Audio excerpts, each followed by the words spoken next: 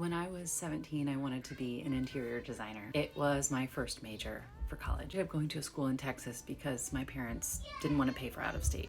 They were paying for it for my brother, $50,000 a year. He was a rocket scientist and much more practical than me as a girl. Now, I realize I could have taken out loans and done what I wanted, but at the time, I still had that subservience in me. A lot of rebellion too, which has obviously served me well at this point. I think being a rebel has actually saved me in many ways.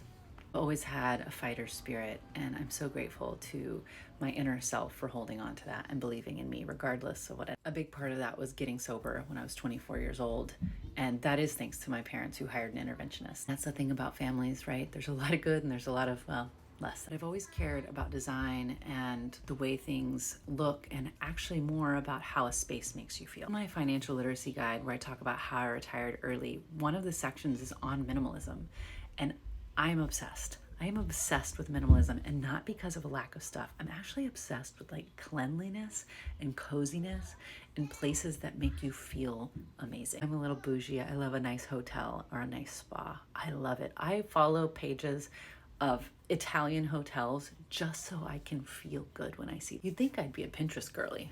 Literacy guide, the reason I talk about minimalism so much is that it has a lot to do with your mental health and your state of being and how comfortable you are with yourself.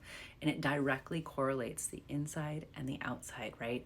And so I did so much research on this because I grew up in a very stuff-saturated home. And healing from that doesn't happen overnight. So I have a lot of book recommendations in there. I have book recommendations in my TikTok shop as well. And those are the best places to get started on your financial literacy journey. But minimalism is absolutely one of my biggest passions. So happy, healthy life to all.